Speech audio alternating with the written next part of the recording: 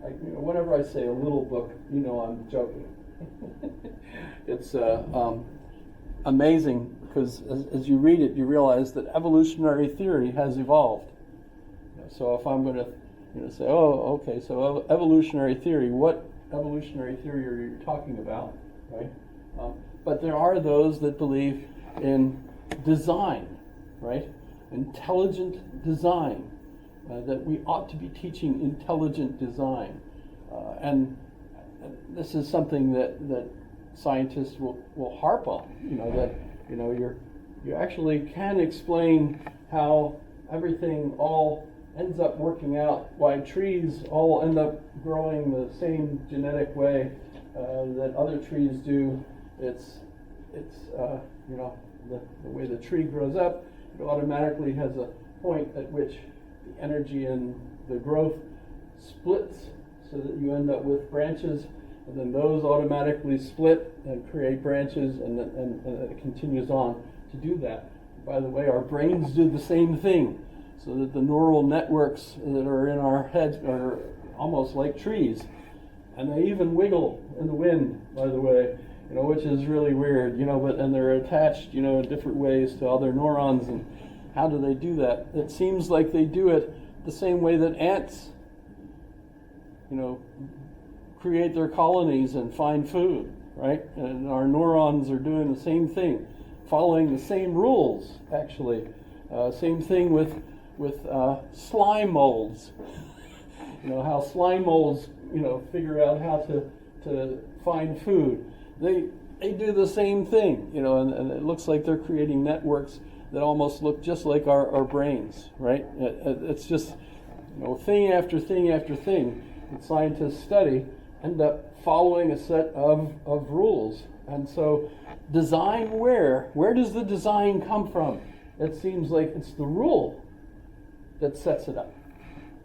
And that rule is set up basically because of the nature of chemistry, right? But of course, Aquinas is going to accept the need for a designer. And I can see that, even if you're going to say, well, it was a Big Bang.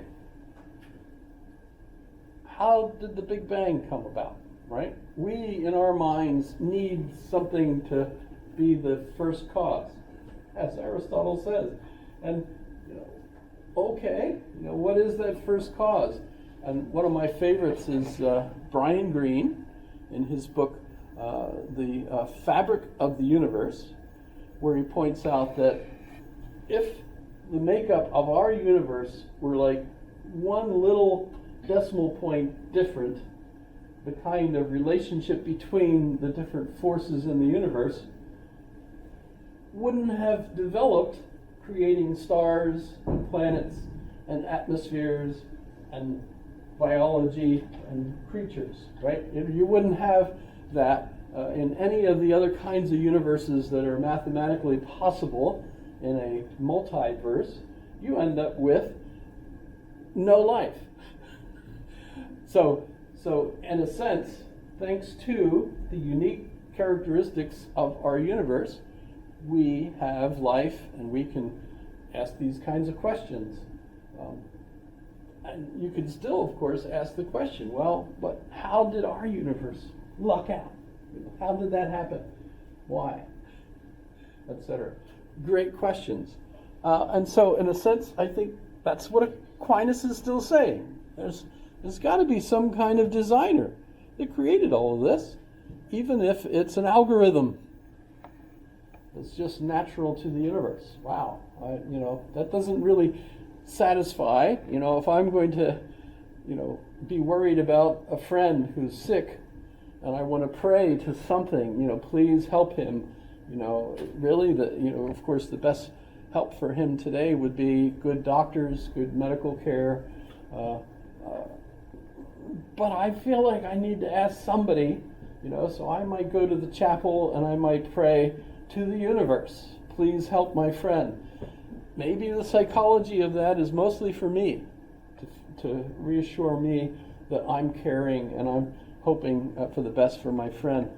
They've even done studies to see if praying will actually help the patient. They can do that in a blind test. What they have found is that patients that believe in prayer and know that you're praying for them, it helps. Because psychologically they feel supported by the community and so on.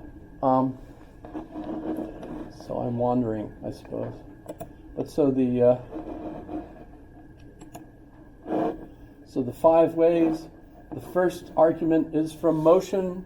It's obvious that something that moves has to be moved by something else, and something before that, and something before that. But there has to be a first motion, and that first motion has to be God, by definition.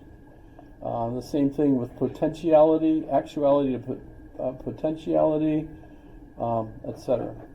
The second argument from the cosmological argument is the nature of efficient cause.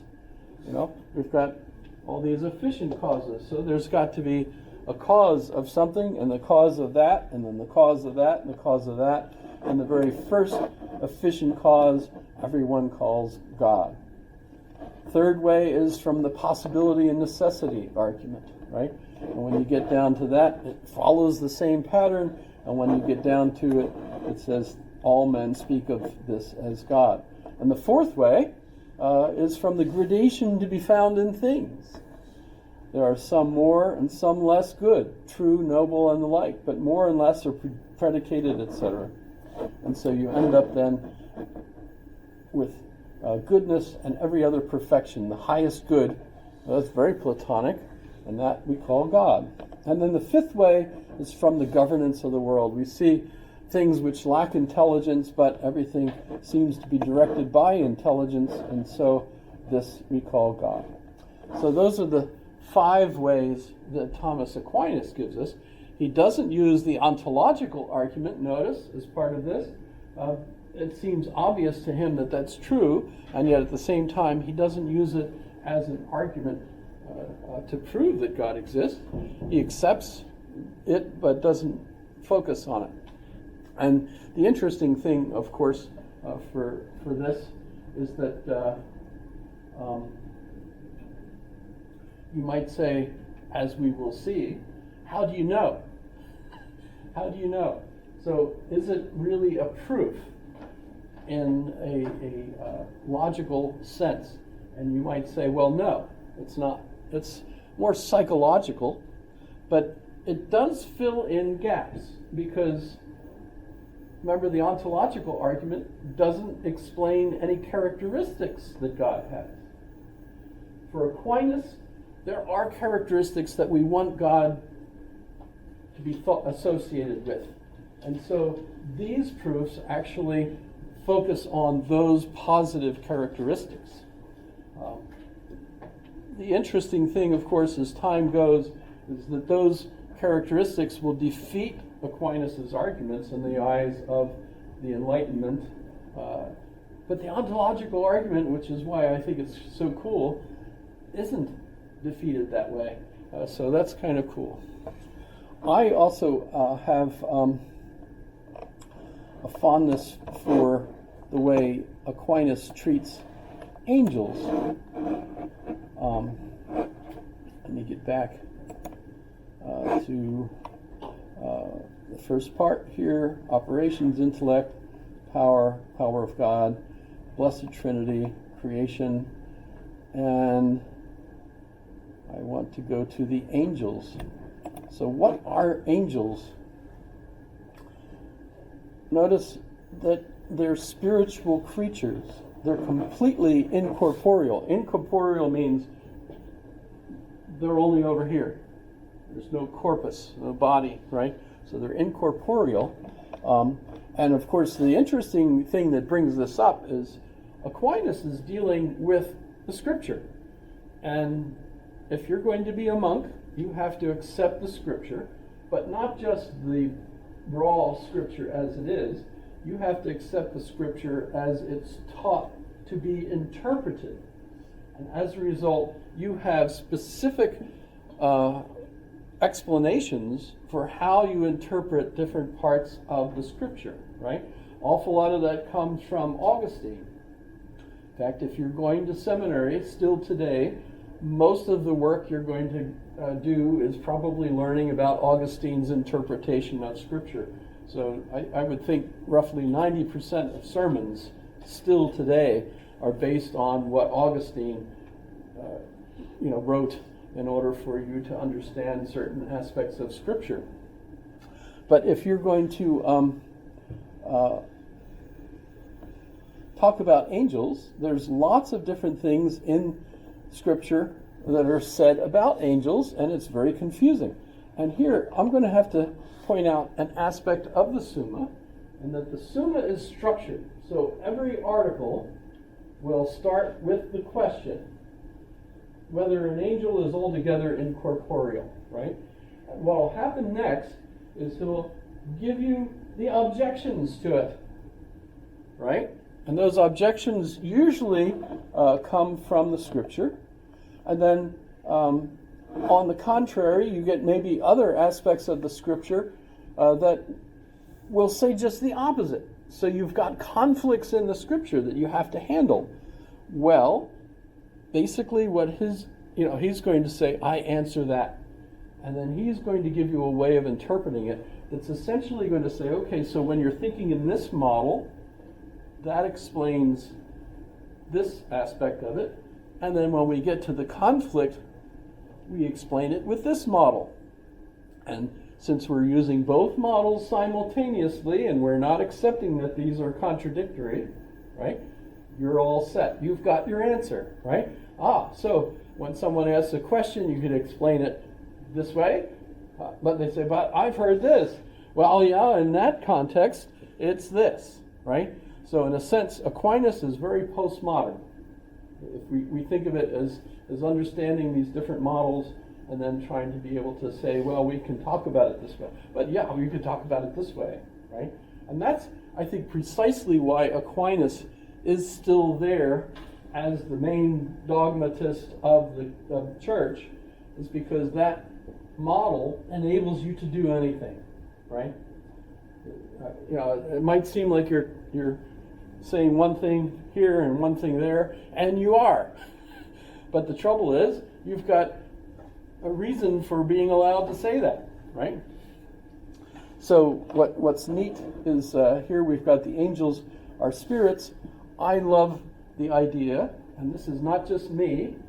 In fact, one of my friends years ago who got his PhD thesis at the Catholic University in Washington did his thesis on Aquinas and the quantum.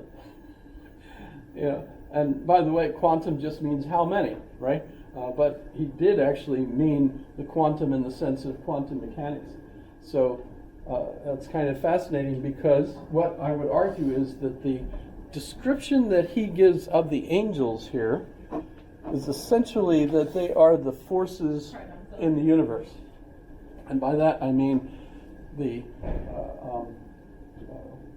nuclear force, strong and weak, right? Help me with the four forces. Strong and weak nuclear. The other one is the gravitational force, right? And the other one is the electromagnetic force, right? So that's weird. I mean, most people think of angels as cute little cherub-like things, guarding their children. That's totally mythological, right? What he's actually trying to explain is what forces exist between God, which is outside of the universe, and the way God actually controls what goes on in the universe. And if you think about it, those are the different forces, as we understand them, that are communicating the rules that everything works by, So there you go. It seems to me that that's the case. So I could even ask you that. What do you think of Aquinas' concept of the angels in the context of the forces of the universe? Alternative quiz question, if you like. So notice you could play with these. This is a beautiful site because, of course, everything links to everything else. What is matter? You know, all those are defined for you, so you can just stay there forever. You don't ever have to leave. That was funny. You don't have to laugh too hard. But I'll leave the Summa there. I'll leave his corpus alone, and let me look at some of the reaction to the church to Thomas. It wasn't accepted right away.